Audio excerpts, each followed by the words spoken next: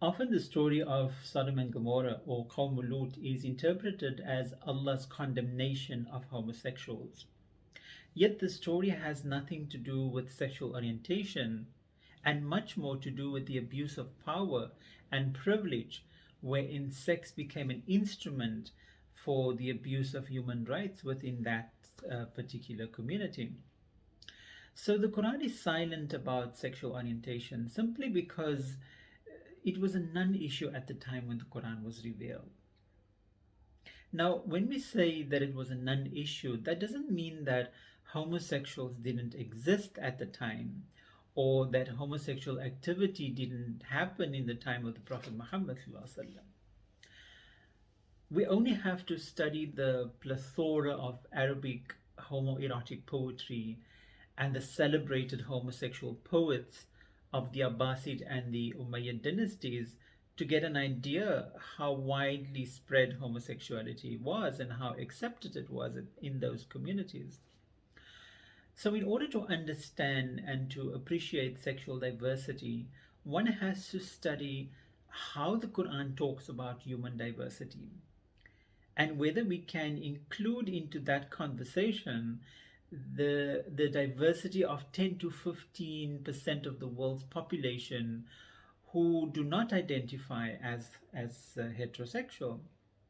So let's look at some of the verses of diversity and inclusivity in the Quran through a broader lens and not just interpreting it through the lens of heteropatriarchy, because that would be doing a disservice to the richness of the inclusive message of the Quran.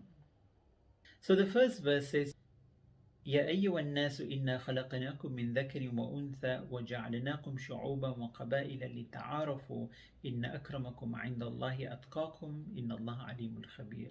O humankind, we have created you from a male and a female, and we have made you into different nations and tribes so that you may come to know one another.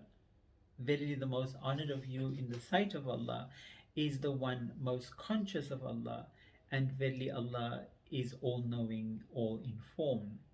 So this verse 49, verse 13, acknowledges human diversity in the use of the words nations and tribes. Anthropological studies have shown how diverse humanity can go as we delve deeper into these complexities and, within different nations and tribes. So then we come to the second verse in chapter 30, verse 22, in which Allah says, وَمِنْ آيَاتِهِ خَلْقُ السَّمَاوَاتِ وَالْأَرْضِ وَاخْتِلَافِ أَلْسِنَتِكُمْ وَأَلْوَانِكُمْ إِنَّ فِي ذَلِكَ لَآيَاتٍ لِلْعَالَمِينَ. And amongst Allah's signs is the creation of the heavens and the earth, and the diversity within your tongues and your colors. Surely in that are signs for those who have knowledge.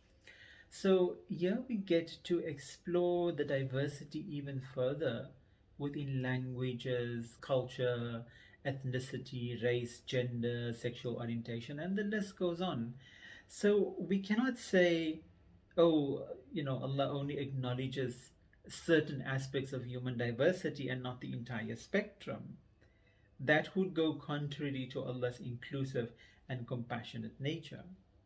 So the Quran does not directly address sexual and gender diversity, but it is certainly implied through the broader strokes and the examples given of human diversity.